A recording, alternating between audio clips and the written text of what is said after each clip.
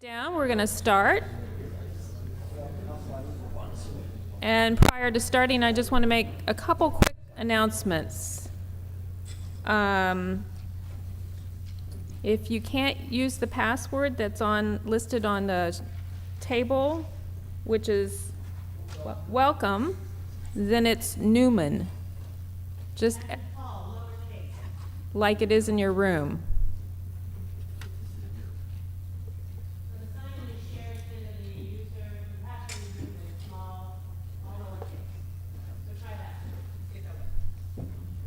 And before we start, if everybody could put their phone on silent, that would be really appreciated.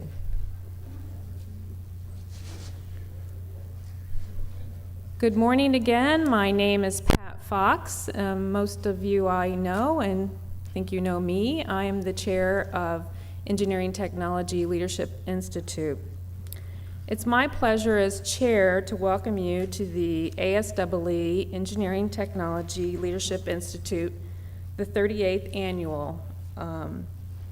For those of you not familiar with the acronym to ASEE, Engineering Technology Leadership Institute is a part of the Engineering Technology Council, and the council is the group that represents the engineering technology institutions. This year, we broke from our tradition, which we normally hold this meeting at a university setting, to come to the nation's capital to establish a new tradition, a new setting, and a new program. I think you'll be pleased with the results. There are a number of people I would like to thank for putting this program together. They are Kenn Burbank, Ron Land, Bob Herrick, Mark Stratton, and Carol Richardson. In addition, I'd like to thank all the ASEE staff who's helped us put this program together, especially Patty Greenewalt and Miriam Heller. A very special thanks, though, goes to our chair of the Engineering Technology Council, who's made the decision over a year ago to move engineering technology into a new direction and took the responsibility to bring this meeting to Washington, D.C. I would personally like to thank Jeff Ray for his dedication to this group and hard work to make this meeting possible. Most of you don't know that Jeff had 2 stents not that long ago put in his heart or his arteries while he was working on this program. So thank you, Jeff.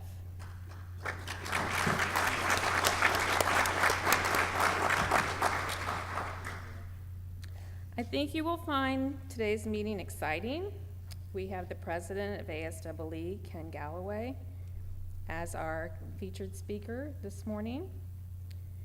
And as you can see from your program, the first panel session will be held from 10:30 to noon, followed by lunch. Our first session, Global Perspectives at Educating Engineers, will be moderated by Ron Land, with panel members Mike Murphy from Dublin Institute of Technology, Bruce Ware from the U.S. Army Corps of Engineers, Gary Bertolini from Purdue University, and I think a slight change from your program, we're also adding Greg Pearson from the National Academy of Engineering.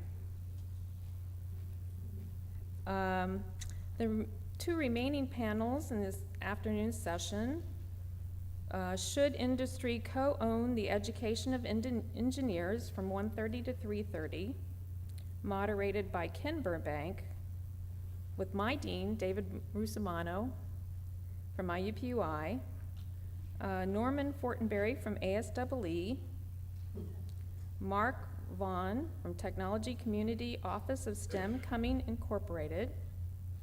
Then the last session, National Call to Action from 3:30 to 5, moderated by Jeff, with Mike Milligan from ABET, Mark Tomlinson from SME, Tom Perry from ASME, and Bert Dick from IEEE. Then the The ETLI will end with a banquet tonight from 6 to 8 in the ballroom A. Now, to make sure that you have your ticket, if you look at your badge, at the back of your badge, to make sure you have your banquet ticket. If you don't, then check with the registration to make sure that you have a ticket for tonight's banquet if you're attending. We hope you enjoy the program. If you have any questions or need anything during the session today, then please check with Jeff or myself, and we'll be happy to help you. Thank you. Now I'll turn over the program to Jeff, and he'll introduce our guest speaker.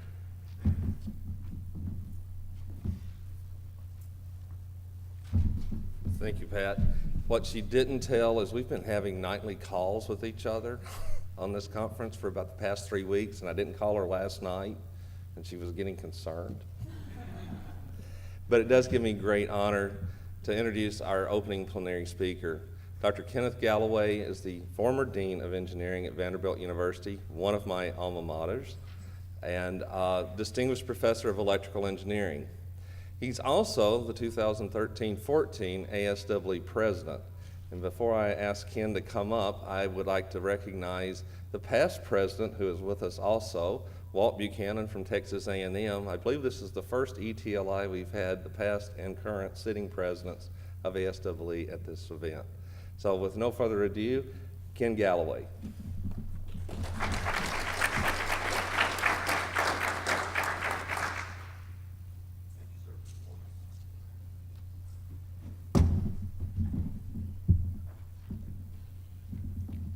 Good morning. I've got to the point in my life where if I don't use notes in my talk, I might just wander off somewhere. Start your presentation.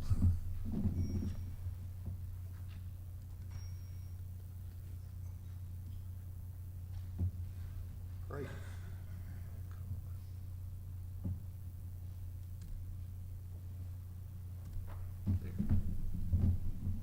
I'm very happy to have the opportunity to be with you this morning. And I need to start with a disclaimer. Certainly, all the opinions expressed here are my own. They're neither opinions of my employer or of the ASEE. When Jeff asked me to give this presentation, naively I said, sure, why not? And then I realized I didn't know very much about engineering technology education. I've never worked at an institution that had an engineering technology program. But I thought this was a good opportunity to learn and perhaps to share some ideas with you. Certainly as engineering educators, I was sure that we shared a number of challenges. And we do with recruitment, retention, the pipeline, student diversity, faculty diversity. In our world, and in fact in the world of engineering higher education, things are changing rapidly. So I've tried to learn a little bit more about baccalaureate programs in engineering technology. First, I went to the ASEE profiles of engineering and engineering technology colleges to look at some of the numbers and the demographics. How do engineering programs and engineering technology programs compare? So let's start with the pipeline. There are about 3 million high school graduates per year in the United States. About 2 million of those enter college, and somewhat over 100,000 will enroll in a first-year engineering program. In 2012, 88,000 received BS in engineering degrees, and 6,000 received BS in engineering technology degrees. So total, between engineering and engineering technology, there were about 95,000 graduates. I would tell you that I was somewhat surprised at the size of the engineering technology graduate pool. I had thought that it would be somewhat larger. Just for comparison, in the United States in the same year, we graduated 350,000 BS in business, 170,000 in social science and history, 32,000 in parks and recreation, and 90,000 in visual and performing arts. So our share of the total college graduates in the United States is fairly, maybe it's the right order of magnitude, I'm not sure. If you look then at student demographics, engineering and engineering technology programs are very similar in student makeup. If you, by and large, there are, for the engineering students, about 80% men, 20% women. For engineering technology, 90% men, 10% women. And if you look, none of us, engineering or engineering technology, are doing very well in underrepresented groups, particularly women, particularly African Americans, particularly Hispanic Americans. And then if we look at tenured and tenure-track faculty demographics, we find we're very similar, and not surprisingly, we're very similar. Of the 25,000 or so engineering faculty, about 86% are men, 14% women, and of the 1,000 or so engineering technology faculty, we see a very similar distribution. Of the approximately 26,000 tenure track faculty members involved teaching engineering to students in this country, 86% men, 14% women. Overall, in the engineering universe, and I assume we're all part of the engineering universe, the number of women teaching engineering is an increasing number. Perhaps not fast enough, but it is increasing. The numbers of Hispanic American faculty members is also increasing. But our progress at increasing the numbers of African American engineering faculty members is miserable. It's miserable at my institution. My guess it's miserable at your institution. And this just, of course, I believe echoes and perhaps reinforces our poor performance at attracting African American students to study engineering. And so I was curious then about the employment of engineering technology graduates. So I asked the director of the Student Career Center on our campus about the national demand for engineering technology graduates. And I was a little bit surprised when she came back and told me that the U.S. Bureau of Labor Statistics does not include a category for engineering technology or engineering technologist, but they do include a category for technicians. And she was unable to find any information about engineering technology at NACE, the National Association of Colleges and Employers, an organization which serves to connect campus recruiting and career service professionals. So she found no information about employment for engineering technology graduates. And I was a little bit surprised because I do know that engineering technology students find good jobs in business and industry. Continuing to try to educate myself a little bit about engineering technology, I turned to the papers that you folks have written about engineering technology, or a lot of people have written about engineering technology. Its history, its strategy for going forward, and there are quite a few of these papers. Most of these papers deal with what ET's place is in engineering, There's a lot of papers about respect for engineering technology, and there's a lot of papers about recognition of engineering technology. And as I continue to explore, I ask a few of you 3 questions. I ask, does your faculty think of your BS Engineering Technology graduates as engineers? And everyone came back with the answer yes. Just as an exercise, within this room, do you think of your engineering technology graduates as engineers? If it is so, please tell me so. Well, certainly in this meeting, when I looked at the website, you talk about this meeting and you say the degree is engineering technology and the career is engineering.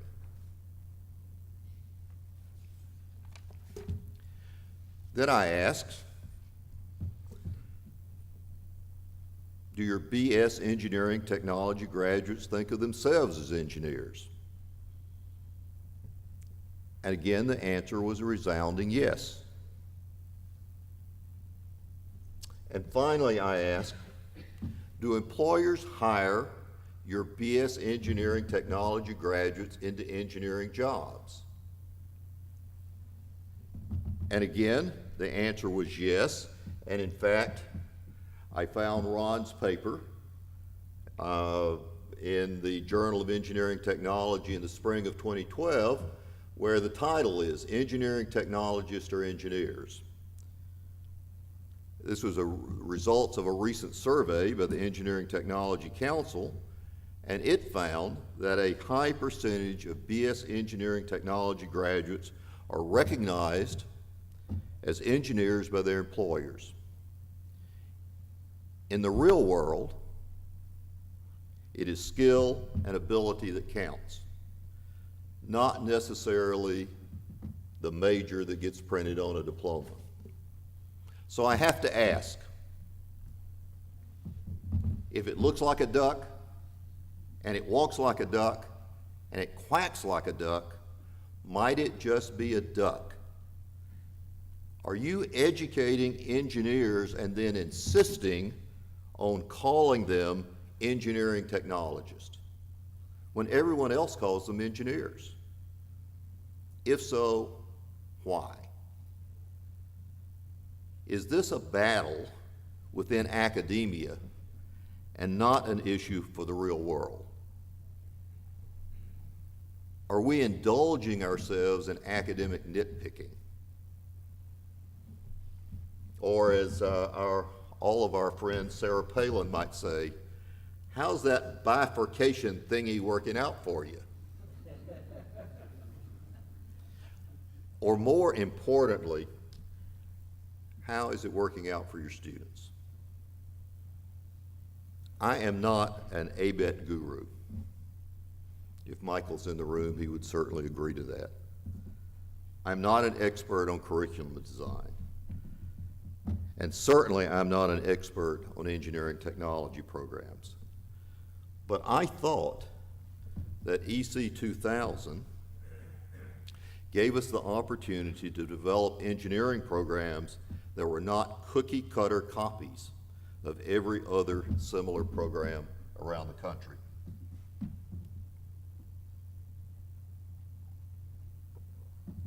Programs that were based on learning outcomes, not necessarily a formula for what the program should look like.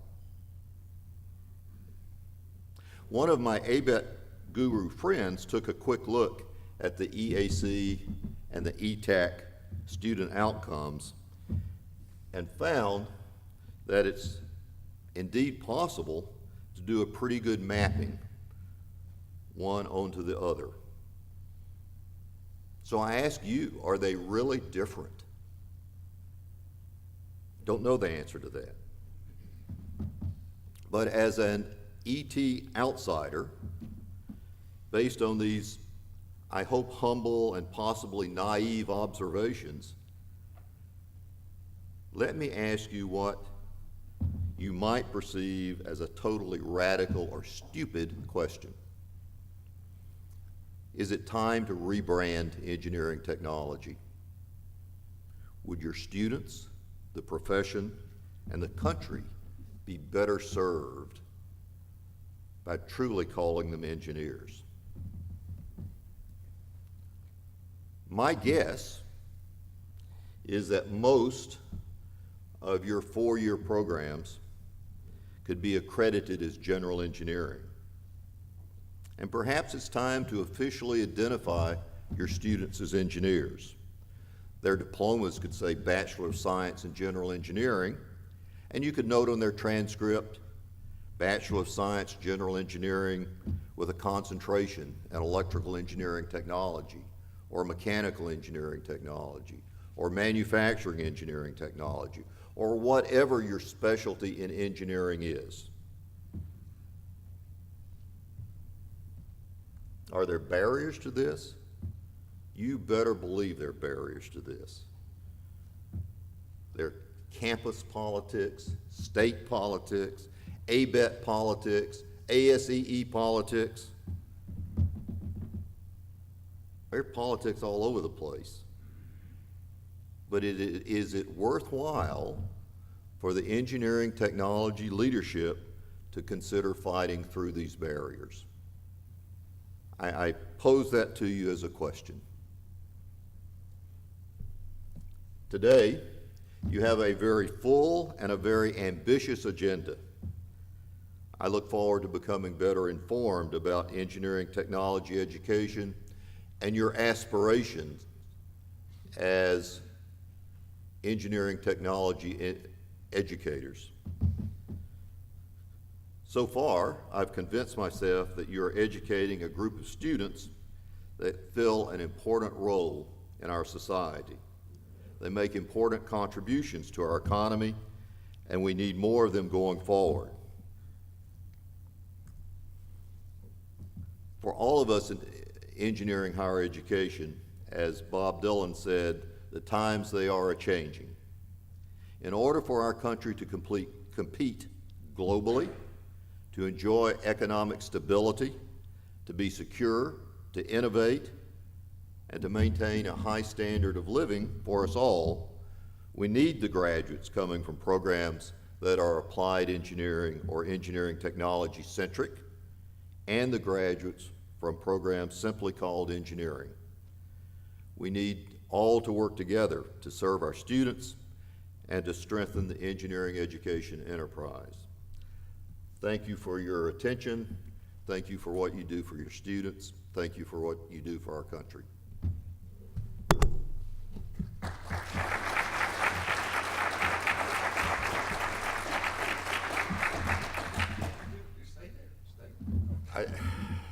Sure, I'll be a punching bag. We did want to open this up for discussion, particularly because Kenn's ASEE president. So, Utah. We keep looking at BSs in technology. The reality is that the large majority of people have associate's degrees and become the backbone of this whole team. Even in the civil engineering session at the summer conference, they mentioned the civil engineering team was based up of civil engineers, technologists, and technicians. And I think you'll find if you pulled up the data on the technicians at the associates level, you would find that they are the backbone of a lot of what goes on. I do not deny that. I'm sure that's true. I do not think that the Bachelor of Science in Engineering Technology students, though, are terrifically well served by the coupling to the two-year programs. I think those two-year programs are extremely important. They're important for our country. They're important for us going forward. But I'm not sure that the connection there is the healthiest for the four-year students. Well, let me explain further. I'm going to our governor's summit on education next week in Utah. The K-12 system is pretty well wiping out all the feeder systems that go into the technology programs. As a result, we lose those 2+2 and the programs that will feed the BS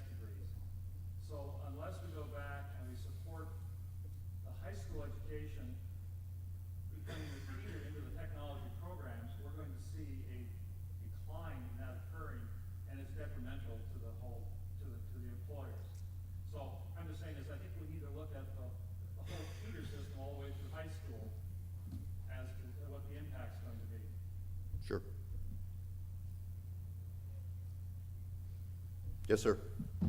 My name is Ahmed Musawi. I'm from KC Tech, one of your neighbors. Yes, indeed. My background, engineering. I work in engineering. Now I'm chair of engineering technology.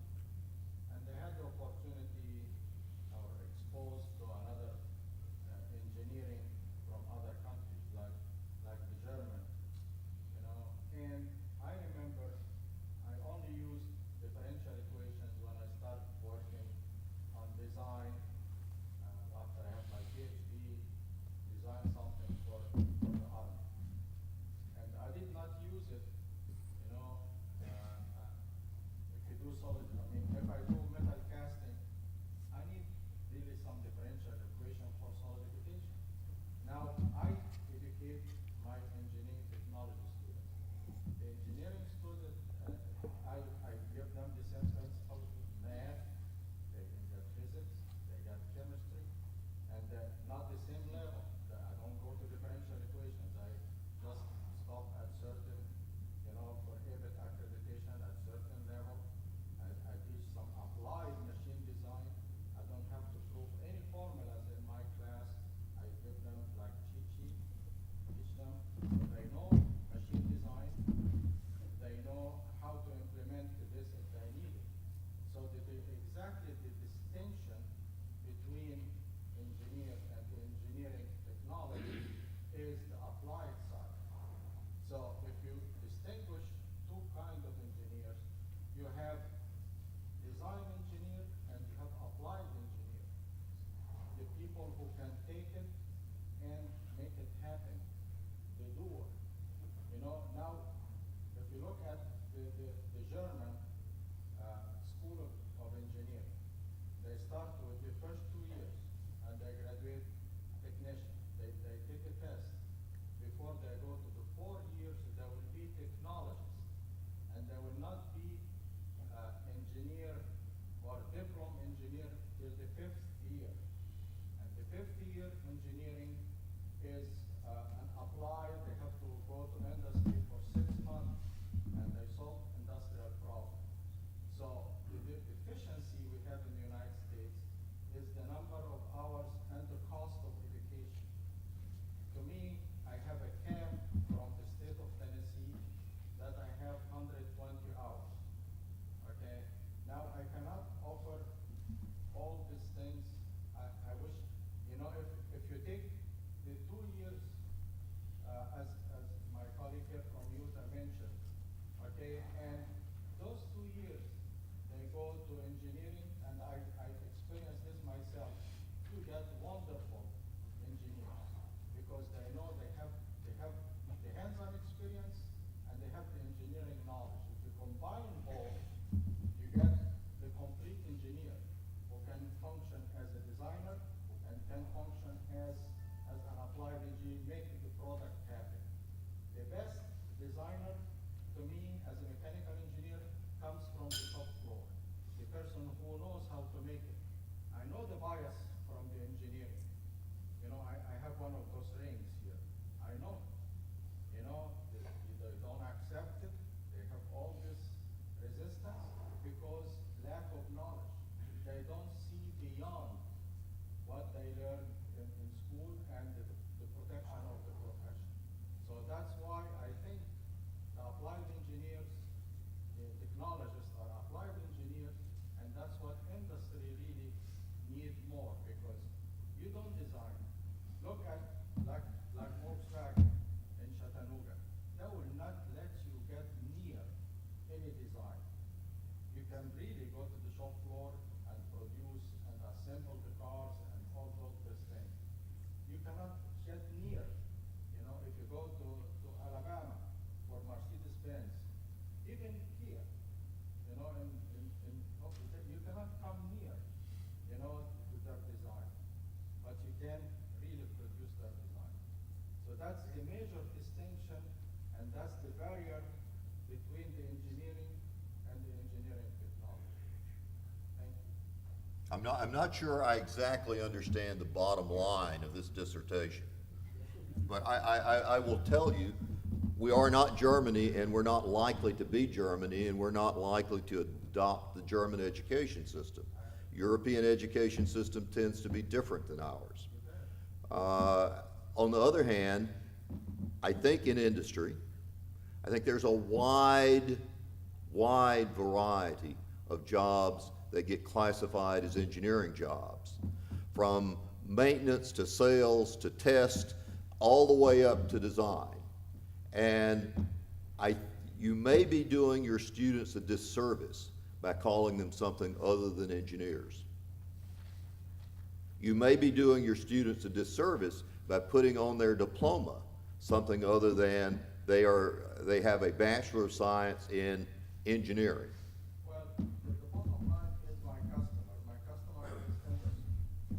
And even if the graduate. I disagree with you. I think your customer is your student, and the person that you should have allegiance to is your student, and you should be doing the best possible thing for your student. To serve the economic development in my state, which is based, this is the industry and this is the loop. You know, I train people to work for industry to develop my state. That's in my mind. This is my role. I have a different viewpoint. You know, I think I educate my students to have the opportunity for many different kinds of jobs. And even though you and I live in the same state, I don't feel quite the same allegiance to the state as I feel to my students. Well, you have the right to speak country, but anyway, because I have an international view, I have seen different sides of engineering. I have two French student visitors in my class sitting with my other students. You want to see the comparison between these two visitors, you know, French student versus my Venezuelan student. Amazing. I have a 20-year collaboration with the University of Montpellier in France. I always have French students in my lab, and they are really good. Can we have another question? Yes. Okay, one of the things I think you do raise a good question about titling, and you recognize that the turf battles that go on a campus. One of the things we looked at was, I made the case in our institution to say exactly what you're saying, whether we call it applied engineering, general engineering, whatever. Right. But we do have slightly different entrance standards, because in our ETU, it's about 100 points lower we let in on SATs. And when we look at, I say I get engineering science gets the top 10%, I take the next 10 or 20%. And because of our emphasis on teaching, I can take that and bring them up to be engineers. So there are some little nuances when you talk about that. I've seen programs, Texas Tech took out their ET programs, but they put in construction engineering with an emphasis concentration in electrical and mechanical, et cetera. So, I think some people are trying some things here. I know Penn State debated for a while, applied engineering for a long time, but then the word applied goes, well, if I've got an engineering degree, we are applied. And so, that's, and the scientists say the engineers are applied, right? So there's nuances, but you're right, it's the political inside our campuses, but I think you provide a valuable point here. Also, you mentioned the ring. I just want to let you know, in our state, we now induct into Order of the Engineer all ET grads. Because your Good. state can make the call, there's a way that they're allowed to make that call, but it's a political thing. Yes, sir. And I think you were right on with a real engineer's title.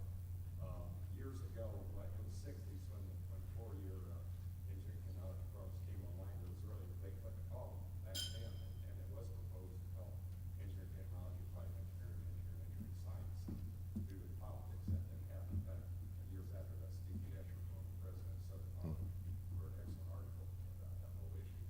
And so I think this is important. I make those 48 visits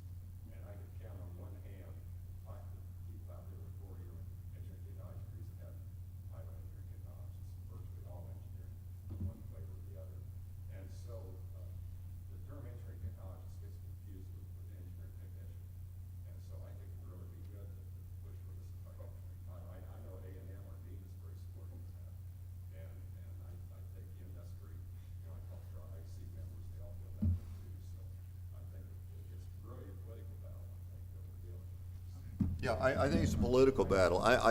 The title engineering technologist just doesn't seem to have caught on. Yeah, not, haven't caught on, it's get confused with engineering technician. Yes. 2 years, so that's Ron? no problem. I think along those lines, many of you in the room may not know this, but one of the issues also is exactly what Walt was talking about, is confusing term also for students wanting to pursue engineering in college, and particularly their parents who want them to be engineers. The thing that I think may help us in the short run that doesn't fight these political battles so much is if you looked on the table when you came in, we now have an official motto. And I think you can use this with parents and students as they come in. The motto now is the degree is engineering technology, the career is engineering. I don't know about you guys, but every time I meet with parents and students who want to come to Penn State, they want to know what is this engineering technology? This is, I think, at least a step in the right direction. It says, it's called this, but this is what you're headed for. You're headed for a career in engineering. So if you're not aware of it, pick these up. I know Jeff has it plastered all over the wall at Southern Poly. I have it on my wall outside my office. I think it's a good start with the things that don't fight the political battles so much. So be aware of it. Oh, I'm in favor of fighting the political battles. Just two questions right here. The one in front first. What you just said before, that, we are not Germany, we are the United States, we cannot change the education system in Germany did. And, what you mentioned, and Scott and other people, kind of supported that it's a lot of politics about changing the title. But we are definitely different than engineering, the way we do our instructions. But you're no less an engineer. Yes, yes. Now, my point is, in the United States, we have two-track systems. If you look at the medical education, we have MD and DO. They are both medical graduates, and they can practice as medicine. So I think our approach should be in that line. I don't know how they did it, but definitely when you talk to the people who are in the. When I think about going to see a doctor, I think I usually go to see an MD. You may not know, the DOs are in there. You would not know until you actually ask. And when you ask the DO. Did DOs do your stint there? Absolutely, absolutely. Wow. Absolutely. Absolutely. My cardiologist. When you And it came as a shock to me too. yeah, but when you ask the colleges, and they will tell you, we teach it differently. Their version is they teach it holistically. But anyway, we also teach it differently. I think that should be the approach. And we try to do it. But are you doing your students a favor by calling them anything other than an engineer?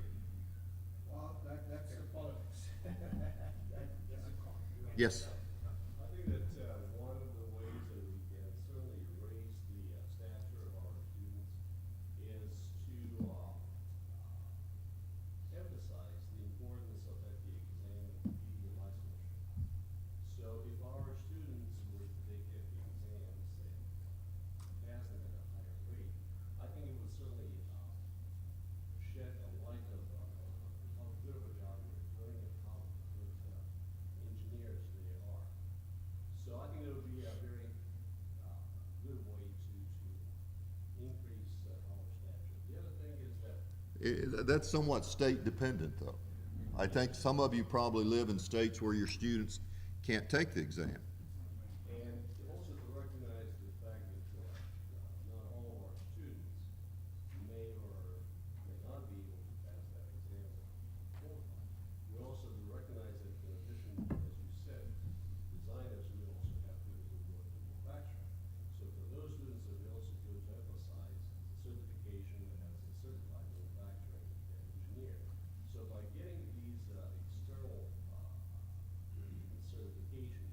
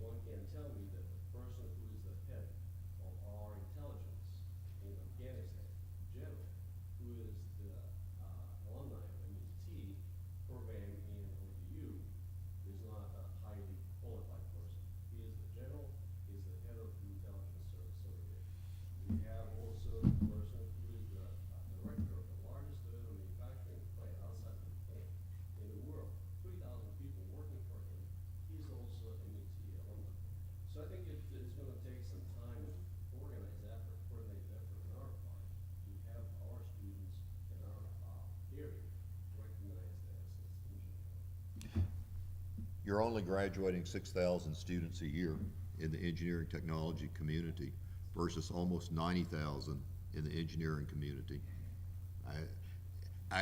And believe me, I believe they're the same community. I think you're making a mistake by just not joining the other community or figuring out a way to rejoin that community. I don't think bifurcation is working for you. Now, that's my opinion. Yes.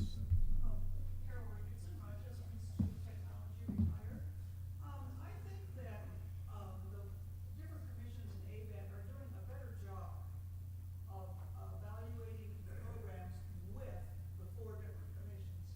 Right now, the Engineering Accreditation Commission is very large. It's very difficult for it to move, swiftly to get things.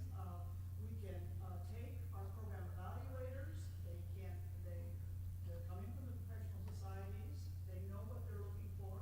If you put them all together, it's going to make it a very, very large animal.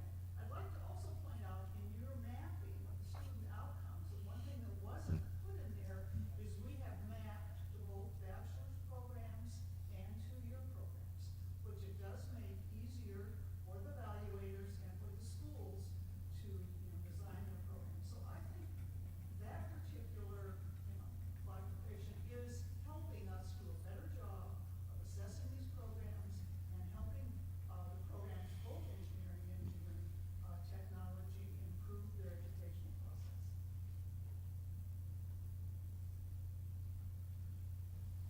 Question. How would you recommend we pursue the politics? Because I'm with you, I think we should get rid of the bifurcation, but I don't know how. I know at Penn State, if you suggested the engineering faculty scream bloody murder.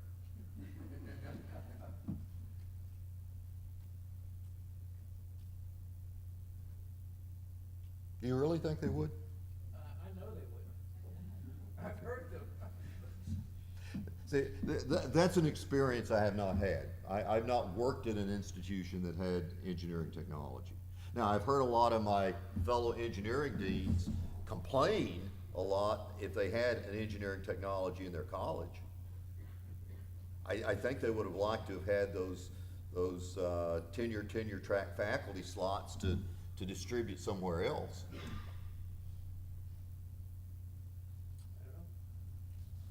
But I think if we're serving our students and we're serving the country, Maybe Pat? bring that up at the next EDI meeting. sure. As a start. Well, as an ex-dean, I can say anything. Probably already have. Walt. I think the executive director of ABET's in the room. I would like to hear his thoughts on this. He's not here yet. I'll blame Michael here. Because I think ABET's a big issue here. I tend to agree. I think ABET may be part. Look, everybody has an investment. It depends, how invested you are in one of these groups. Yes, sir. Let me ask you a different question. I'm new to the engineering technology as a discipline, but more recently I've been serving at the National Science Foundation, and now I've moved to Purdue in the engineering technology program. Partly because I asked the question, particularly with that 4%, is the current engineering program set up to serve the country, the students of the country appropriately? Because I view the separation between engineering technology and engineering as very appropriate in this post-Van Bush the Endless Frontier report. Because, prior to that, my understanding, not being a historian of science, the engineering programs were much more applied. And with that report, which was politically motivated, not scientifically motivated, right? Yeah, I'm teaching a class in engineering and public policy this semester, and we've been talking about that in our class. Excellent. So that is exactly is my point, and you're the right person to answer that. How does that look in that I view that as we become, right, more dependent on technology, which of STEM, right, that's not well defined. You know, is the engineering degree appropriate for the 4%?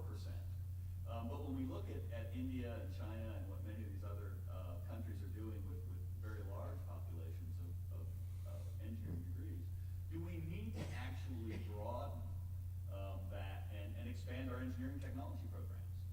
Look at it that way. Is the focus on the theoretical engineering science appropriate for that 4%? What about the 96%? Yeah, okay. No one from my institution is in this room, right? I think our students are out competing for many of the same jobs that your engineering technology students are competing for. I think many of our students are no better qualified for those jobs than your engineering technology students. I think that the ABET criteria gives us all the opportunity to be more applied in our curriculum. So what happens? In my school, if you don't have a significant number of research contracts and you don't have several PhD graduates by the time you come up for tenure, you don't get tenure. And so we have built a system where perhaps we're rewarding not all the right things.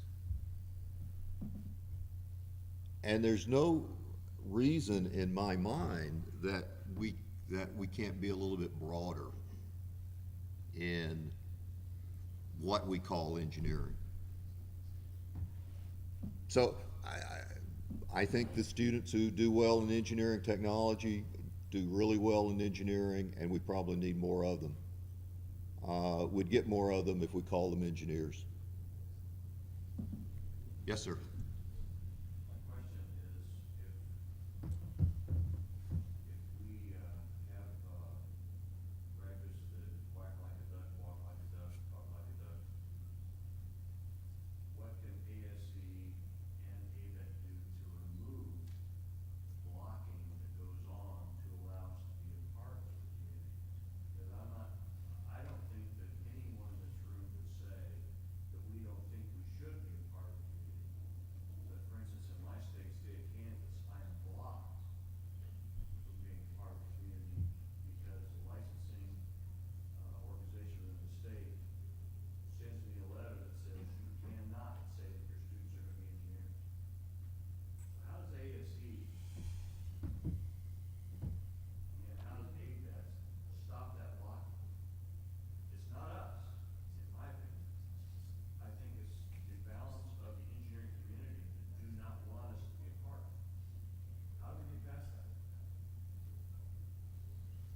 It's probably a better question for Walt than for me, since he is really lives in that community. But what would happen? I have no idea about the politics in your institution, but what would happen if you told your dean, or if you are the dean, you decided you wanted to accredit your engineering technology program as general engineering?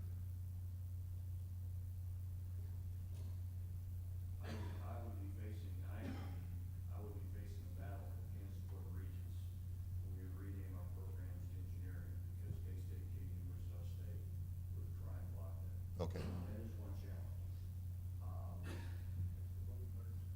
We do not have engineering programs on our campus, so within our campus, we would not have a problem. But the problem becomes at the state level, because we are one of the 22 or so states that does not allow an engineering tech major to sit for both the FE exam or the PE exam.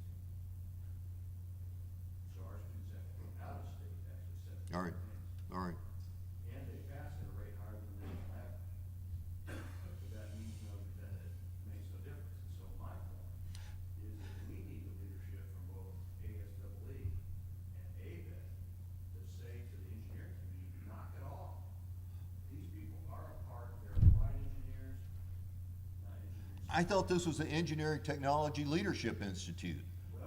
You guys ought to get organized and go push.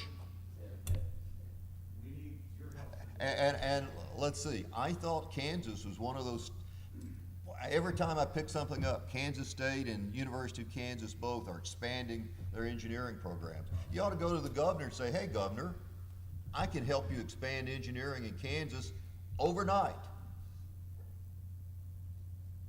I know, that's very simple-minded. Yes. Deepak Gupta from Southeast Missouri State University. Yes. Just looking into the ABET criteria and having been through both engineering side as well as engineering technology, we all understand that there is this math requirement. And somehow in the back of our mind, we have decided that unless you can do this calculus and all that, you are not going to be an engineer, which is right there within ABET criteria. Even though we have A through K, even though everybody in this room probably would agree that let's go for general engineering and call those as concentration or optional areas. But you would not qualify for the general engineering criteria there, just because of the engineering side. And then on the other side, talking to So, someone who knows a lot more about ABET accreditation than I do would have to speak to that. Probably from the ABET side will have to tell, but I'm only speaking from the faculty side, we went up for this Right. accreditation. And if we do not have that much math, we would not qualify to go for this general engineering criteria. On the other hand, when we talk to some of these industry people, now there are pluses and minuses. As you were talking that many of them would hire an engineering graduate for the design type of job. But on the other hand, there are so many industries that are really dissatisfied with that group because they are not willing to go on the shop floor, talk to the person and really understand what needs to be changed in the design, why I'm designing what I'm designing there. And therefore, I'm not disagreeing with you. I haven't used partial differential equations in the last few weeks myself. right. So definitely there is a need for our graduates. There is a push from the industry side here. I don't know how to take care of this issue. I'm nowhere close to 60. I can't recall from 60 because I was not even born at that time. But definitely, I would like this whole community to come together. Maybe some help from ASEE, and we have some ABET gurus over here in this room. They can probably help us out. Yes. Yes, I tend to agree with you. My name is Mark McDonald, I'm from Montana State. I think if you could somehow remove that artificial barrier, a stigma would go away between the two, and the whole profession could like realign itself and move more to the applied area. And then maybe the total, instead of being 95K, could be 100,000 engineers, because some of the people that might have a propensity for the applied side that aren't sure about ET and go to some different profession might come in. Yes. The whole profession could readjust itself and be better off for the Right. country. I agree. Yes. Well, I think internally, and certainly I agree with Mark's comments, and I'm in a unique situation, maybe some of you are too. I'm at a college of engineering where we fashion our engineering programs as applied engineering. So so we're the applied group in the applied group. I don't know what that means, but from the standpoint of your comments, I appreciate those comments. I think they're right on the mark in terms of how we can broaden the profession. As I think about the people in this room responding to his comment, probably half of the programs represented in this room could today go for EAC accreditation and meet the criteria. Yeah. It would not be a stretch to that. Now, there may be another group of folks in the room that would cause some significant angst to. In our case, there would probably be the politics piece at the state level, and we understand that. But I think your comment back to us was the right comment. We've got to drive that, and this group is starting that process right now. And I think ultimately, where you're at is probably where we'll go. I mean, years ago, when I was sitting at ABET, working intensely with those folks, I could see in my feeble mind the handwriting on the wall down the road was one commission at ABET. That may take some time to get to, but I really think that's where it's headed. Yes. Just to add some history for those that